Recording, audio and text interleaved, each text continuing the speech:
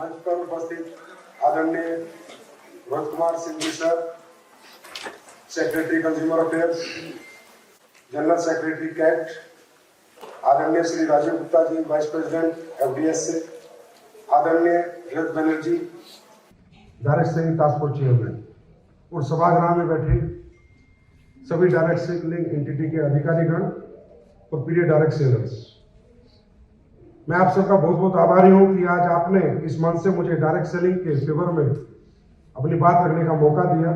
तो सर, सबसे पहले तो हम बहुत बहुत धन्यवाद करते हैं भारत सरकार का, हमारी कंज्यूमर अफेयर्स मिनिस्ट्री का, हमारे सेक्रेटरी सर का और माननीय हमारे कंज्यूमर अफेयर्स मंत्री जी श्री पीयूष गोयल जी का, कि आज इनके अथक प्रयास, इनके समर्थन, सहयोग और हमारी एसोसिएशन के अथक प्रयास और प्रयत्न से इनका आशीर्वाद और साथ हमें मिला, जिससे हमें 2016 में डायरेक्ट सेलिंग की गाइडलाइंस मिली, 28 दिसंबर 2021 को हमें रूल्स मिले और रूल्स में एक छोटी सी डेफिनेशन मिस हो गई थी।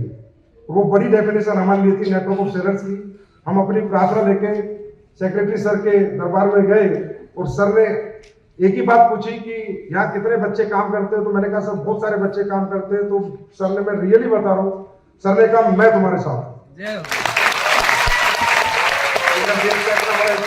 तुम्हारे साथ हूँ। और हमें 21 जून 2023 को वो डेफिनेशन प्राप्त हुई। सर, दो छोटी सी हमारी रिक्वेस्ट है, मैं आप सबकी तरफ से सर से प्रार्थना करना चाहूंगा। सबसे पहले मैं डायरेक्ट सेलिंग के बारे में थोड़ी सी अपनी एक परिभाषा देना चाहूंगा कि सर, जो हमारी डायरेक्ट सेलिंग इंडस्ट्री है, प्रैक्टिकली सेलिंग का बिजनेस नहीं है, शेयरिंग का बिजनेस है।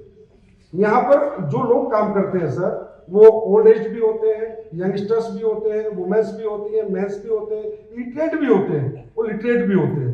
और सभी लोग यहाँ पर काम कर एक part time income, full time और पार्ट टाइम दोनों तरह से करते हैं। कुछ लोग कंज्यूमर ही बन जाते हैं, कुछ लोग नहीं भी करते। और सर, यहाँ पर कोई भी व्यक्ति एक अपना नेटवर्क डेवलप करके, एक रेमुनेशन प्राप्त करके अपना भविष्य, अपना जीवन यापन करता है।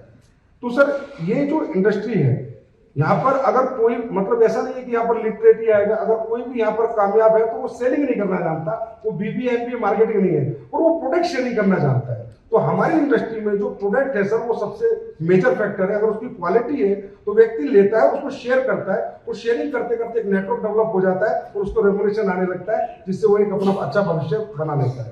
तो इसी में सर, हमारे आपने एक बहुत अच्छे हमें रूल दिए सर, हम बहुत अप्रिशिएट करते हैं। लेकिन एक छोटा सा अमेंडमेंट हम चाहेंगे सर, आपसे प्रार्थना कर रहे हैं कि रूल 3 के सब रूल 1 में क्लोज डी में जो डेफिनेशन है सर डायरेक्ट सेलिंग एंटिटी की, ये मैं आपको प्रार्थना पत्र बाद में दे दूंगा सर। इसमें थोड़ा सा अगर क्लियरिटी आ जाएगी सर, तो इजीएस्ट हो जाएगा हमें इथिकल डायरेक्ट सेलिंग की तरफ से कदम बढ़ाने के लिए। हम ये चाहते हैं कि सर, हम इथिकल डायरेक्ट सेलिंग की तरफ जैसे 2-3 कदम बढ़ा चुके हैं, मजबूत कदम बढ़े, जिससे देश के और बच्चे यहाँ पर आए, एम्प्लॉयमेंट हासिल करें और लोगों को इस इंडस्ट्री पे भरोसा और यकीन है।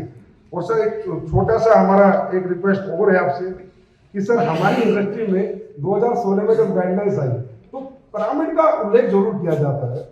तो पिरामिड का उल्लेख किया गया डायरेक्ट सेलिंग की गाइडलाइंस में, लेकिन सर फिर वो डिफाइन कर दिया गया कि ये प्रोडक्ट बेस पे लागू है। लेकिन अभी जब रूल्स आए, फिर पिरामिड का उल्लेख किया गया। सर, आज मैं पिरामिड के बारे में सबके सामने बताना चाहूंगा कि पिरामिड होता क्या। सर, पिरामिड होता है, कंपनी होती थी मनी रोटेशन, वो पिरामिड बनाती थी, एक स्ट्रक्चर बनाती है नीचे, उनको हम सीधा पैसा कंपनी को देते हैं। कंपनी ABC ऑटो फिलिंग करती है, DE फिर ऊपर पैसा देगी, फिर EF GH उनको पैसा देके फिर ऊपर पैसा देगी, और वो क्लैश हो जाता है सर 8 महीने 10 महीने में। तो वो पिरामिड से हमें कैसे जोड़ा गया सर, हम आज तक ही समझ नहीं पाए। डेफिनेशन आई कहां से, किसने दी, क्योंकि प्रोडक्ट बेस में तो पिरामिड बन ही नहीं सकता सर। वो इसलिए नहीं बन सकता सर कि हमारे साथ जितने भी डायरेक्ट सेलर्स नहीं आते, टोटल कंज्यूमर्स आते हैं सर और प्रोडक्ट यूजर्स आते हैं, उसमें से कुछ लोग यहाँ अपना भविष्य डायरेक्ट सेलिंग में लगाते हैं। जैसे एक कंपनी में सर, आज बड़ी कंपनी जैसे RCM है, तो इसमें 3 करोड़ लोग आज सर कंज्यूमर है, लेकिन जो अगर डायरेक्ट सेलिंग एक्टिवली कर रहे हैं वो 8-10 लाख लोग कर रहे हैं।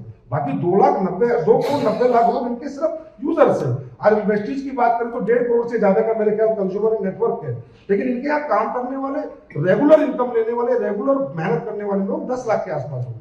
तो इसलिए पिरामिड तो दूर दूर तक, हमसे दूर दूर तक कोई रिश्ता नहीं है, पर ये पता नहीं कहां से आते हैं। तो सर, क्योंकि इससे क्या होता है सर, हमें इन्फोर्समेंट एजेंसी बहुत परेशान करती है, बहुत हरास करती है, और लास्ट में जाके ये कह देती है तुम भी तो पिरामिड हो।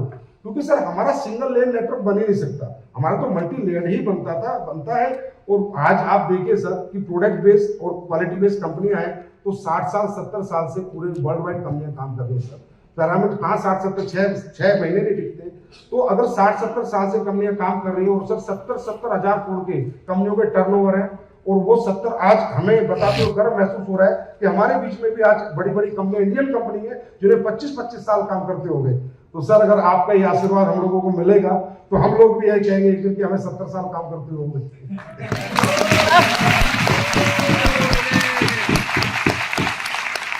तो सर ये प्रार्थना हमारी आपसे है सर, और ये प्रार्थना हमारी, मुझे पता है सर आप जरूर पूरी करते हैं। जो भी हमने आपसे मांगा है आपने हमेशा स्वीकार किया है।